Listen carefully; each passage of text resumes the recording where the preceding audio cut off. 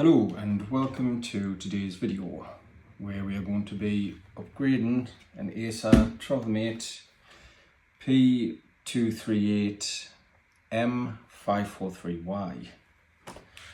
So with this we're going to be taking the back off and upgrading the mechanical hard drive to an SSD and upgrading the RAM. So to begin with, we'll just start taking all the screws out.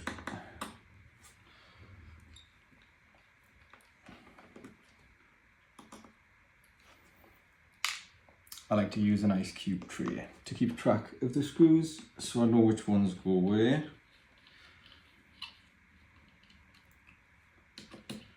So this computer, it's got a 6th gen i5 in it. It's 2 cores, 4 threads.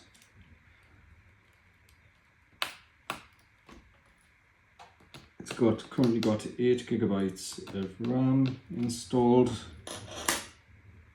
of 1600 megahertz DDR3, and it is dual channel because it's got 2 DIMMs on the motherboard.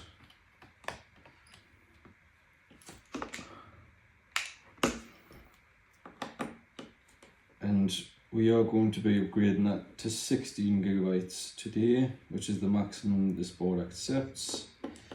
16 gigabytes of 1600 megahertz DDR3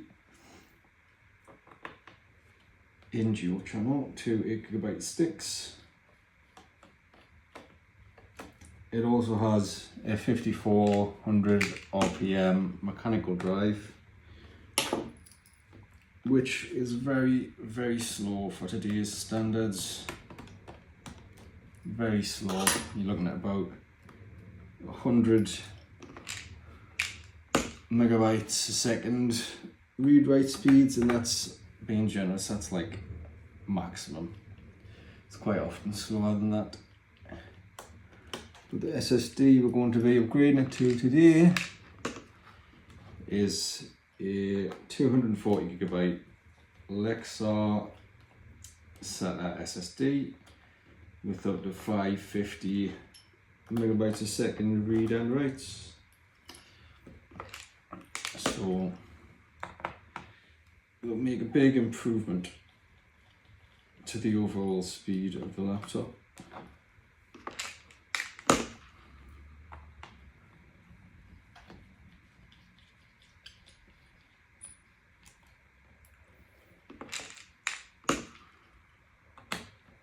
Now once I've put the new SSD in, I do intend to dual boot it with Windows and Linux, Ubuntu to be specific.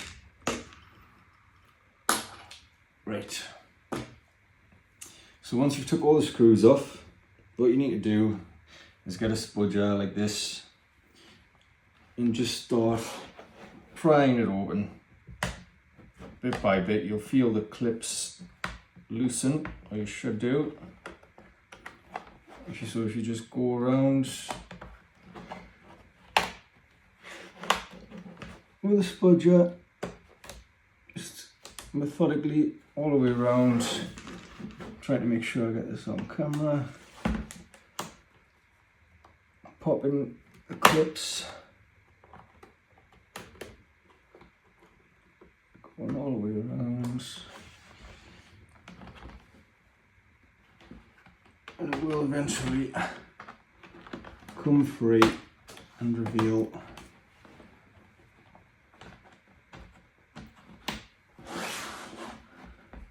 what's inside.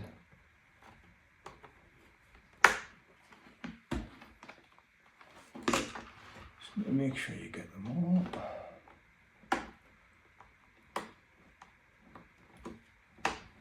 And once they are all free, the back will pop off.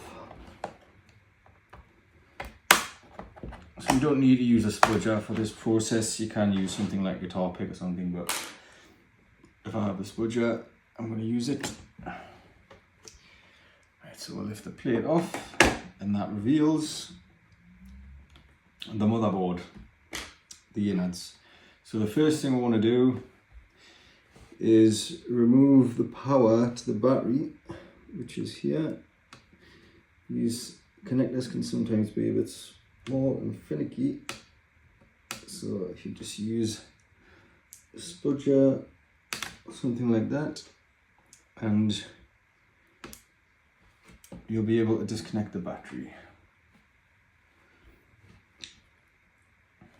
In fact, I think I'm going to use one of these to see if I can get it off, because it is a bit fiddly.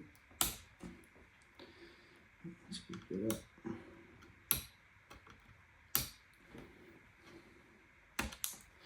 There we go, and that's the battery disconnected.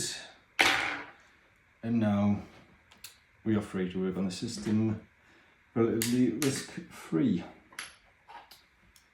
So, this right here, this bit, is where the hard drive is, the 2.5 inch 5400 RPM 500GB hard drive that came in this model as standard.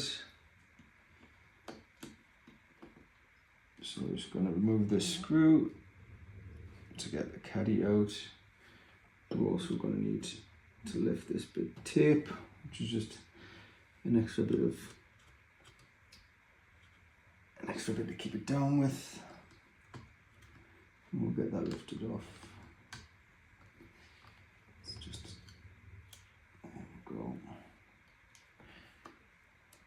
And now we need to push this out from the SATA connector.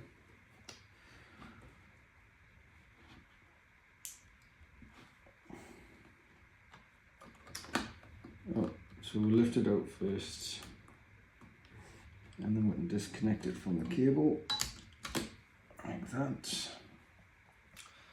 So here we'll have the drive in its caddy. So next we need to remove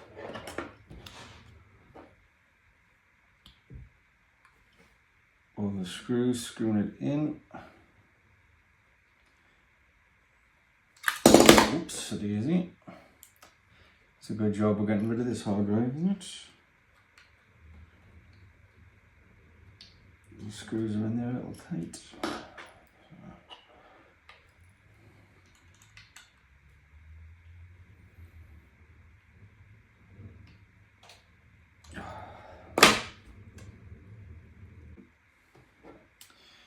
Right, so I had to get a different screwdriver just to give a bit more leverage on these screws that were in a bit tighter. So we're going to remove these screws from the drive sled. There should be 4 screws total.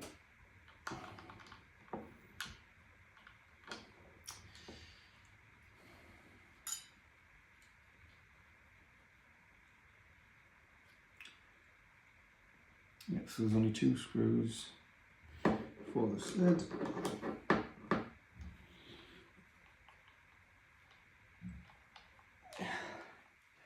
Yeah, we're in there nice and tight.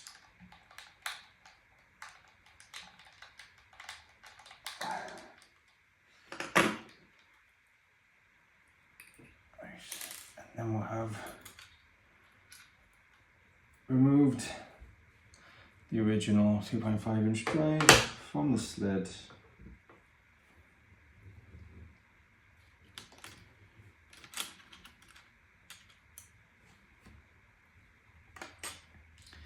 And we can now attach the new drive. So I've got this, it's a 240GB SSD, as I was saying earlier, from Lexar. I got this on Amazon for £14.99.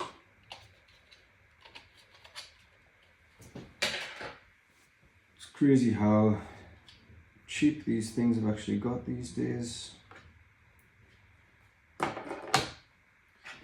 Because I remember not too long ago, you would pay, I think about 9 years ago, I paid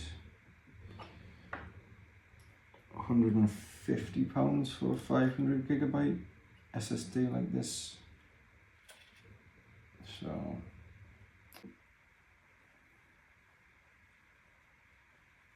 right, so we just need to line this up with the brackets for installing the drive.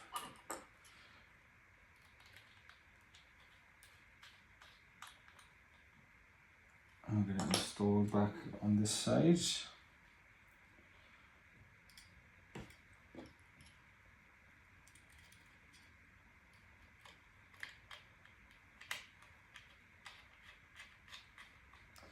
Like so. Just tighten them a little bit with a screwdriver with a bit more leverage. There we go. Now lift this up, just pop the connector in.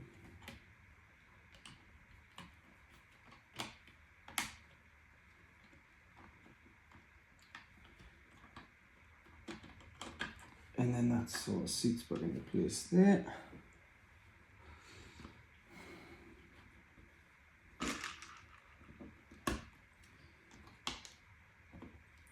And that guides them into there.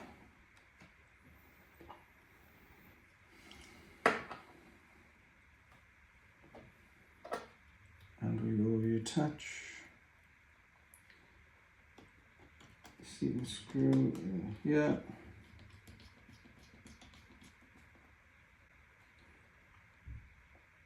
And now that's on there nice and secure. Next we move on to the RAM sticks. So here we've got two 4GB DIMMs there. We are upgrading to two 8GB DIMMs, DDR3 1600 MHz. So we'll just get those DIMMs out. To remove the old ones, we'll just pop the brackets at the side and they will come loose. So there's one, and the other one.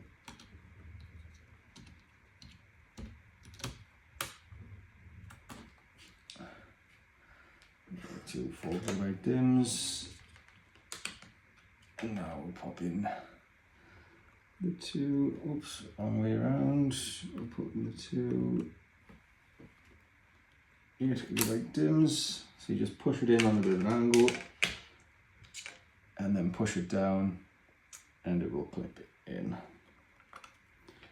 like so. Yeah, so this kit was £16.99 on Amazon, which is really good value. So overall it's like £32 in total to breathe a lot of new life into this machine. I'll get these out of the way, the old parts. And you mustn't forget to reconnect the battery when you're done working on it. So we'll just get that lined up.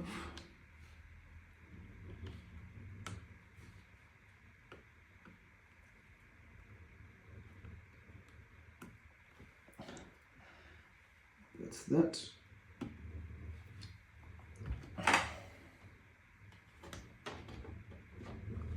So now we'll reapply the back plate.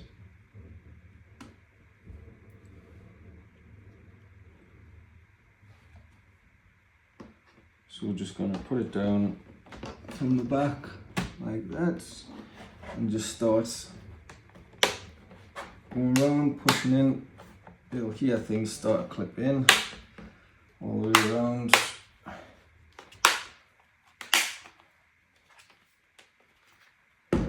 Some of them might take a bit of extra persuasion to get clipped back in, but they will clip back in. And that is swapping out the RAM and hard drive on an Acer Travelmate P238-M-543Y.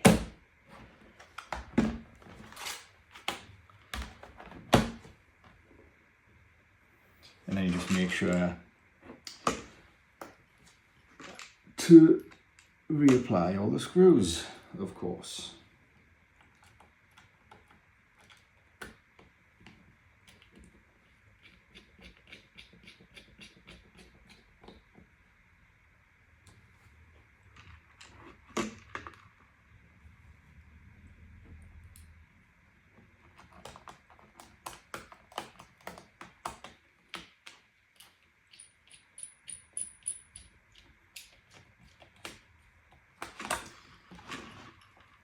Yeah, so this computer is currently running Windows 10, and even though it's got a 6th Gen i5, which is perfectly capable, it feels very sluggish because of the hard drive,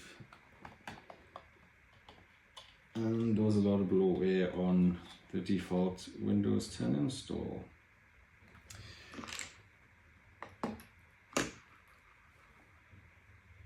But doing this, I'm putting a clean, fresh install of Windows 10 on it. Will definitely make it feel a lot faster and breathe new life into it. And then even more so by putting Ubuntu on, or any form of Linux for that matter, because it's way less resource intensive than any Windows. So that actually makes it a great option for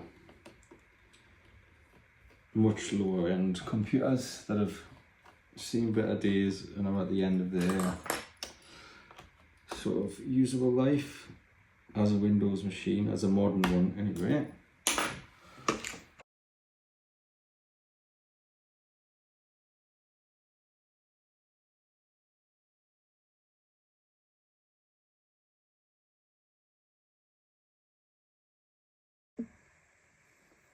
So we've installed the RAM upgrade and the SSD.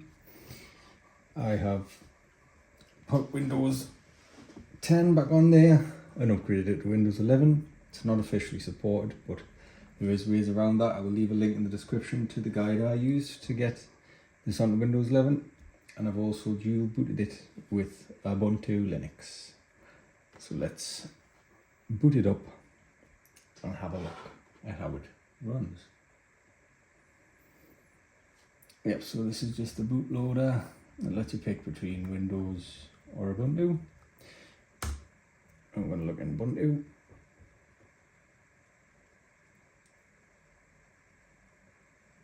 It was actually a massive pain to get.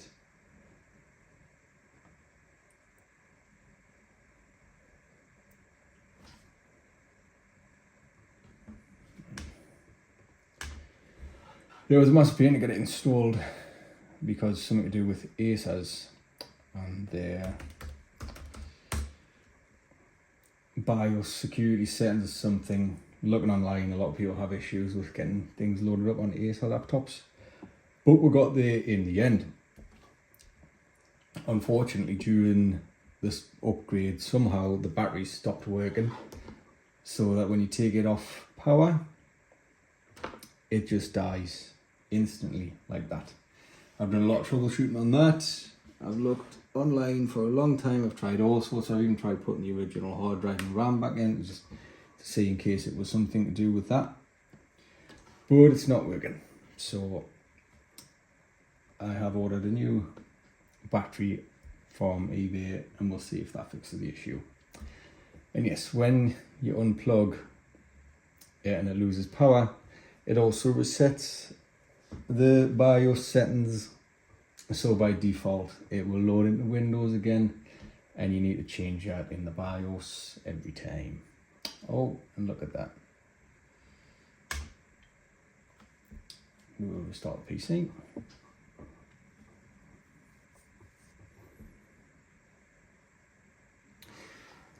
But yeah, with the 6th Gen i5, it's more than capable of running Windows 11 absolutely fine, to be honest.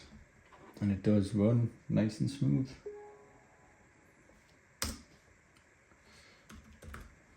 We'll get logged in on there. It's pretty fast actually. It was very slow on Windows 10. The 500GB mechanical hard drive was definitely the bottleneck. And it feels a lot faster with an SSD and doubling the RAM. So, which was all done for about £32. So it's a worthwhile upgrade, definitely.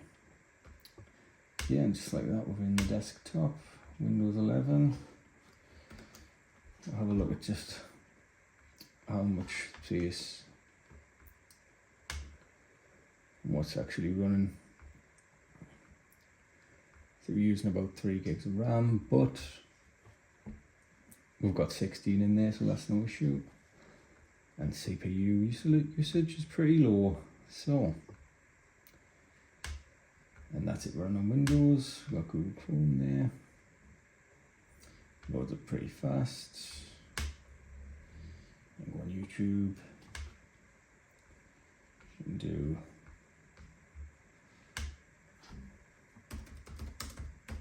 whatever you want. And it all loads pretty fast. It's pretty loud. We've got this test footage here. It's running at 720p, 60 frames. We'll put it up to 1080.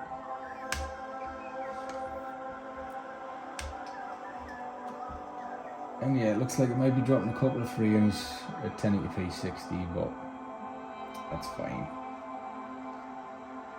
It is still a 9-year-old chip at this point. But yeah, it's running fine there. You can load up anything you want, or use or something. It's all very snappy.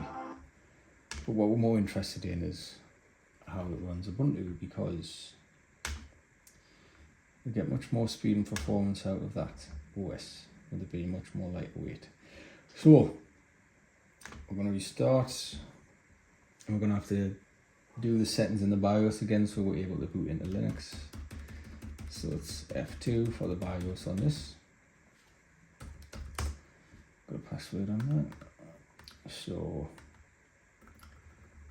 we've got the Ubuntu bootloaders there, so we'll just need to change the priority of the bootloader for Ubuntu to above the Windows Boot Manager. Exit and save.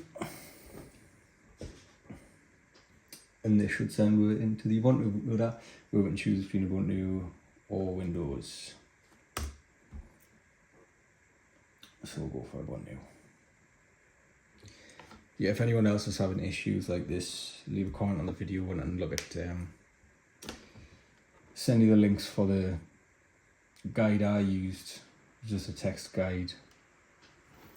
But it was very helpful to be able to actually get this running on here, because this Acer machine really wasn't very happy about it. Right, so now in the Ubuntu desktop, get the system monitor up. I'll turn that brightness up so you can see it better. You can see on here, as opposed to the 3 gigs of RAM on Windows, we're only using 1.3 gigs on here, and basically 0 CPU usage, 3 odd percent, or less than 10%. It's very snappy. Very, very snappy on Ubuntu. And we've got all the system information and details, yeah. It's got the Intel HD 520 graphics, so you could potentially do a bit of light gaming on this, but you'll not get much done. But we'll have a look at that in a bit. So yeah, we'll load YouTube up. We'll put the test video back on.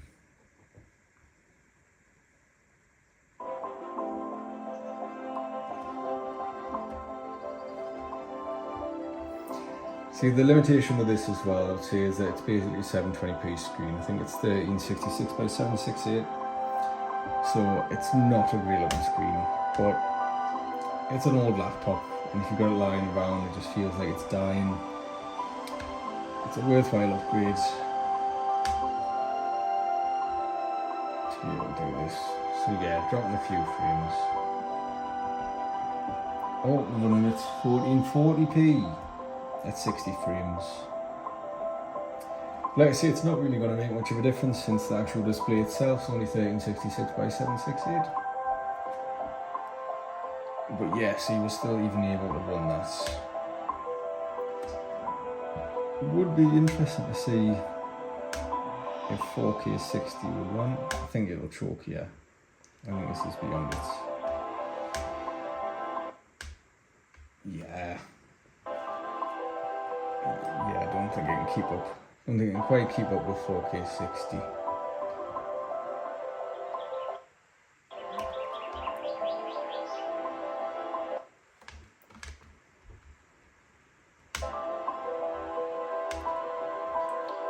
But 1080p 60 is absolutely fine.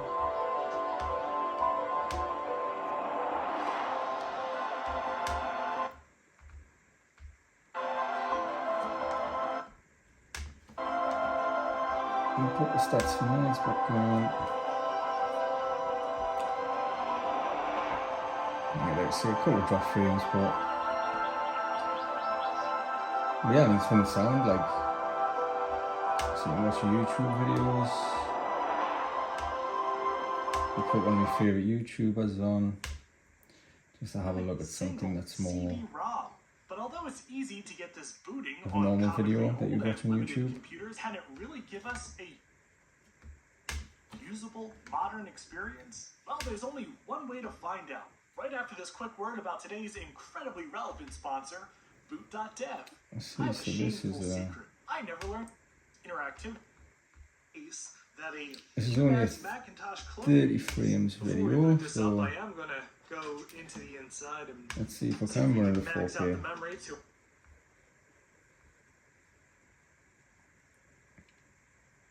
To its 512 meg maximum. And I'm gonna have to swap out this video card too. You know, the modern Linux kernel does not like. No, I just don't think it likes 4K, to be honest. Pop that out. No matter what frame rate it's at. Like I say, it displays me 720p anyway, so it doesn't really matter. This lovely 1 gigabyte AGP ATI Radeon HD 3650. Yeah, and apparently a lot of people think you can't run standard streaming services on Netflix. I mean on Linux. But speaking of Netflix, I have tested a few out and you can, and it does run. It does only seem to run at 720p for some reason. I don't know what the issue with that is. Perhaps it's like licensing issues, but we can have a quick look just to show that it is working. I don't know how much I can actually show of anything with fair use policy, but I'll just stick something on. I'm sure it's okay for a couple of seconds, and it's just a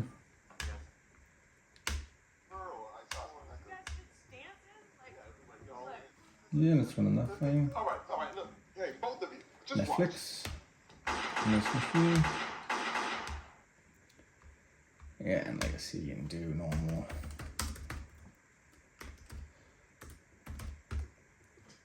web browsing. Like this is it's gonna run any website you want, really.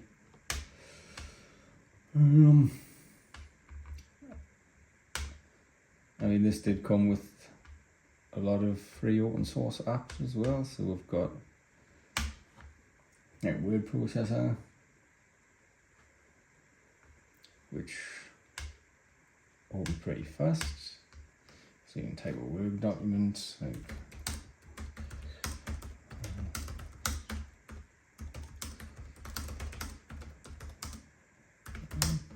I think that's the right thing, isn't it? The sentence that uses every letter in the English alphabet. I don't know. But yeah. You can do all the basic stuff you want to in word processor. We will not save that because it was just gibberish.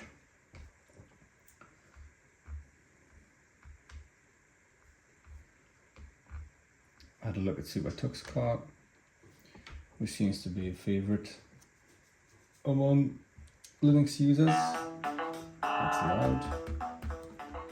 Let me just jump into a quick game here.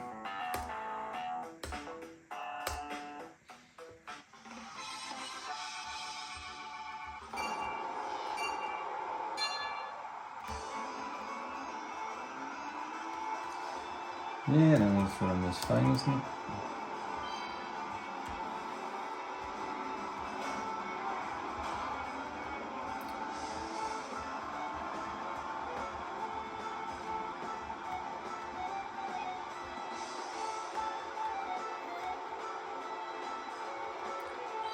It is pretty fun for what it is, this game. Considering it's completely free.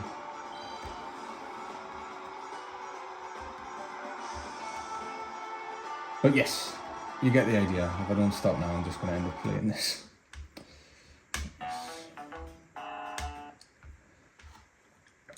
So you probably could play something a little more demanding. We could have a look at Steam running on here and try out Tomb Raider, which is my benchmarking game of choice. It's an old game, but I don't really game on computers, so I have no real recent games or any hardware that would run recent games, to be honest. So just launch Steam.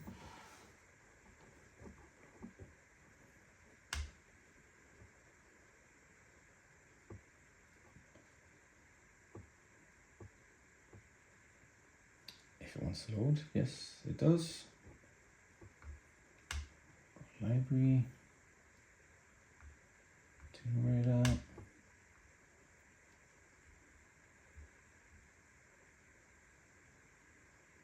And let's say this is integrated graphics on a 9-year-old Intel chip, so you can't really expect a lot, and it's a laptop as well. But I did have a look at it, and it does run at above 30 frames, so it's what some people would consider playable. But if you're messing around with a laptop like this, trying to get it to do things, oh, Steam's just got in the way.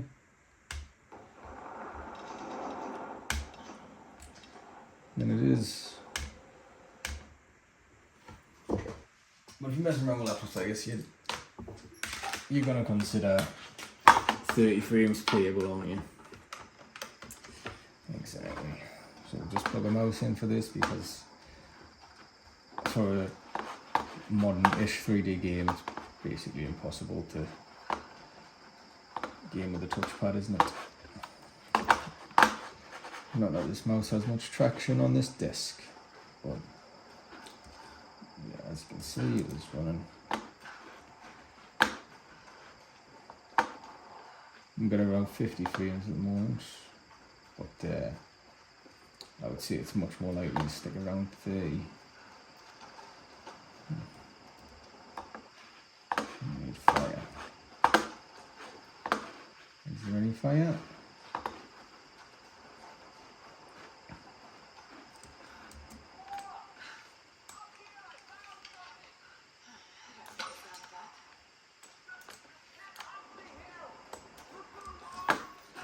So yeah, you can see it's running alright. It's running at the native resolution of the laptop screen, which is just above 720p. Oh, we got him. Oh yeah, this is it. Yeah. Yeah, so I don't really game on PC, I'm not used to the controls, as you can probably tell with that terrible performance here. But you get the idea. You could do some light gaming on this. Just very light gaming on low settings. I wouldn't say you could probably go much more modern than this. But I don't have the means to test that. Besides, this isn't a gaming benchmark video, so it's time to leave this one behind.